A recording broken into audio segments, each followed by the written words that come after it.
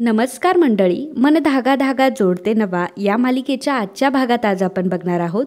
घरातले सर्वजण सार्थकला या गुन्ह्यातून कसं सोडवायचं याचा विचार करत असतात.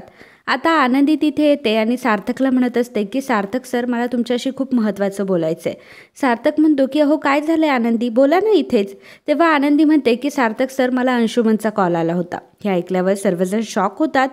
तर सार्थक म्हणतो की आनंदी, हे कसं काय शक्य आहे आणि काय बोलताय तुम्ही.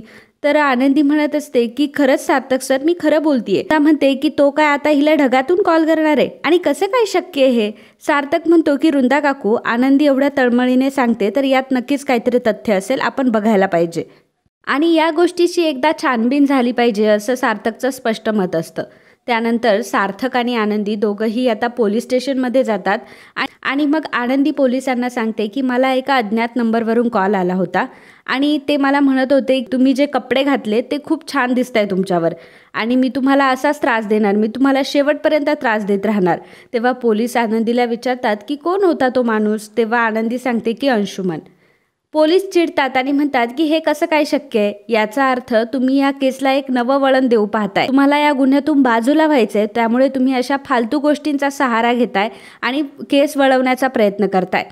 आनंदी म्हणत असते की सर, अहो मी खरंच सांगतेय, खरंच मला अंशुमनचा कॉल आला होता आणि एवढंच काय तर अंशुमन एकदा दूधवाला बनून आमच्या घरी सुद्धा आला होता. पोलीस आता हसू लागतात आणि म्हणतात तेच आनंदी, हे कधीच होऊ शकत नाही, कारण अंशुमन कधीच या जगातून गेलाय आणि तुम्ही फक्त केसला नवीन वळण देण्यासाठी हा प्रयत्न करताय. तर त्यांना म्हणतो की आम्ही ही केस सॉल्व्ह व्हावी म्हणून आलो होतो आणि आम्हाला वाटलं या गोष्टीचा तुम्हाला काहीतरी फरक पडेल, परंतु तुमच्यावर तर काहीच फरक नाही पडत, तुम्ही उलटा आमच्यावरच संशय घेताय. आणि मग आनंदीला घेऊन तो तिथून निघून जातो. गाडीमध्ये सुद्धा आनंदी सार्थकला हेच समजवण्याचा प्रयत्न करत असते की सार्थक सर, अहो मी खरं बोलतीये, खरंच मला अंशुमनचा फोन आला होता आणि तुम्हाला पण माझ्यावर विश्वास बसत नाहीये का. सार्थक म्हणत असतो की आनंदी, हे बघा, सध्या आयुष्यामध्ये खूप प्रॉब्लेम सुरू आहे, एकावर एक प्रॉब्लेम येतातच आहे, त्यामुळे मला काय करावं ना तेच कळत नाही. तुम्ही एक काम करा, तुम्ही आईस्क्रीम खा, तुम्हाला बरं वाटेल. सार्थक आता आईस्क्रीम शॉपजवळ गाडी थांबवतो आणि आनंदी एकटीच गाडीमध्ये बसलेली असते. तितक्यातच एक मुलगा तिथे येतो आणि मुका असल्याची ॲक्टिंग तो करत असतो. आनंदीला असं वाटतं की खरंच त्याला भूक लागली असेल. आनंदी त्याला पैसे द्यायला जाते तर तो मुलगा आनंदीला म्हणतो की अंशुमन जिवंत आहे आणि जर तुम्हाला त्याला भेटायचं असेल तर सार्थकच्या घरासमोर या. आणि एवढं बोलून तो मुलगा पुढे जात असतो. तर आनंदी खूप घाबरते आणि आनंदी सार्थकला म्हणते की सार्थक सर, तो मुलगा. तर सार्थक त्या मुलाला पकडतो. आनंदी त्यांना सांगत असते की सार्थक सर, हा मला म्हणत होता की अंशुमन जिवंत आहे आणि हा बोलला. तर बाजूचा एक माणूस म्हणतो की हे कसं काय शक्य आहे, हा मुलगा तर मुका आहे आणि हा कधी बोलूच शकत नाही. ॲक्च्युली तो सुद्धा सार्थकचाच माणूस असतो. सार्थक पहिल्यांदा त्या मुलावर ओरडत असतो, परंतु जेव्हा सार्थकला समजतं की तो मुलगा मुका आहे त्यामुळे सार्थक त्याला सोडून देतो आणि आनंदीला भास होत असेल असं तो गृहीत धरतो.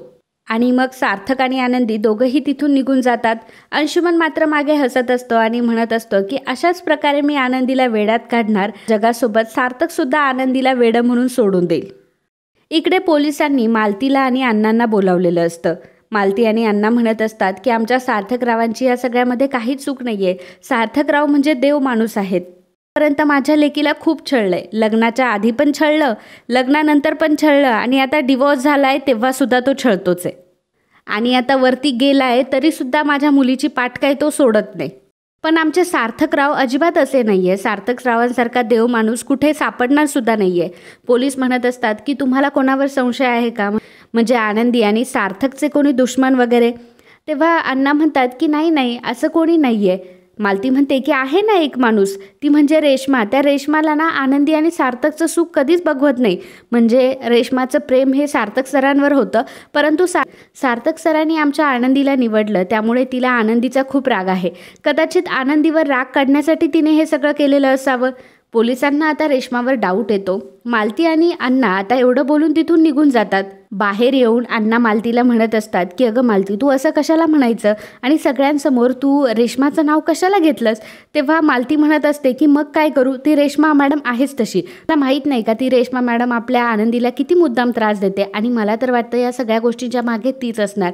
कारण तुम्हाला आठवतंय त्या अंशुमनला सार्थकच्या ऑफिसमध्ये जॉबला लावणारी ती रेश्माच होती आणि तिने हे सगळं जाणून बुजून केलंय आणि मला माहिती आहे की आनंदीला अडकवण्यासाठी आणि आनंदीला दुःखात बघण्यासाठी मुद्दाम तिने ह्या सगळ्या गोष्टी केल्या. त्यानंतर पोलिसांनी रेश्माला बोलावून घेतलेलं असतं. काय झालं इन्स्पेक्टर, तुम्ही मला बोलावून का घेतलं? तेव्हा पोलीस म्हणतात की आम्ही तुम्हाला कॉल केला होता, परंतु तुम्ही आमचा कॉल इग्नोर केला, त्यामुळे आम्ही तुम्हाला डायरेक्ट बोलवलंय. रेश्मा म्हणते की पण का बोलवलंय?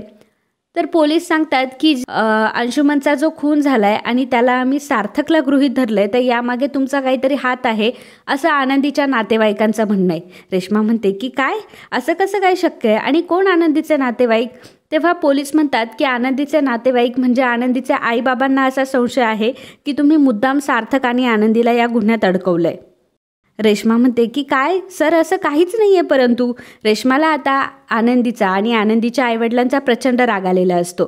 तर पोलीस रेश्माला सांगतात की जोपर्यंत खुनाचा तपास सुरू आहे तोपर्यंत तुम्हाला कुठेही जाता येणार नाही आणि तुम्ही हे शहर सोडूही शकत नाही. तेव्हा रेश्मा म्हणते की ठीक आहे. आता रेश्मा तिथून निघून जाते, परंतु रेश्माला खूप राग आलेला असतो. इकडे सुधा आणि वृंदा बोलत असतात. सुधा म्हणत असते की आनंदीच्या डोक्यात काय सुरू होणार तेच कळत नाहीये. तितक्यातच आता आनंदी तिथे आलेली असते. तेव्हा वृंदा आनंदीला थांबवते आणि म्हणते की आनंदी 1 मिनिट थांब आणि हे बघ, तुला जे हे भास वगैरे होत आहे ना ते तू तुझ्यापाशीच ठेव. उगाच कोणापुढे बोलू नकोस, नाही तर सार्थकची केस अजून वीक पडेल आणि कोर्टात वगैरे असं काही बोललीस ना तर आमचा सार्थक अजून या गोष्टीमध्ये अडकत बसेल. आनंदी म्हणत असते की अहो पण खरंच अंशुमन जिवंत आहे आणि तेवढ्यात दारावरची बेल वाजते. तर आनंदी म्हणते की थांबा मी बघते. आनंदी जेव्हा दरवाजा उघडते तेव्हा रेश्मा डायरेक्टली आतमध्ये येते आणि कसलाही विचार न करता आनंदीच्या जोरात कानाखाली ठेवून देते. हे बघून सर्वांना मोठा धक्का बसतो. तर आनंदी म्हणत असते की रेश्मा मॅडम काय करताय तुम्ही हे? तर रेश्मा म्हणत असते की आनंदी मला सांग की तू का करतेयस असं? अगं तुझ्या या गोष्टींमध्ये तू मला का फसवतीयस? तितक्यातच सार्थक तिथे येतो. सुधा म्हणत असते की अगं रेश्मा काय झालंय आणि असं काय झालंय की तू अचानक येऊन आनंदीच्या डायरेक्ट कानाखालीच दिली?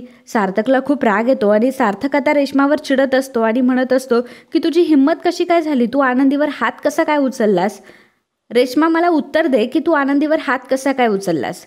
तेव्हा रेश्मा म्हणते की सार्थक तुला माहीत नाही आहे, या आनंदीच्या आईवडिलांनी काय केलं माहिती आहे? त्यांनी माझ्याबद्दल कंप्लेंट केली आहे की अंशुमनचा खून मी केलाय म्हणून आणि त्याचा आरोप मी तुझ्यावर टाकलाय. म्हणतो की काय? आणि मित्रांनो आजचा हा भाग इथेच संपतो. पुढील भागात आपल्याला बघायला मिळणार आहे. रेश्मा आनंदीला म्हणते की आनंदी लक्षात ठेव, तुझ्या आईबाबांना मी सोडणार नाही.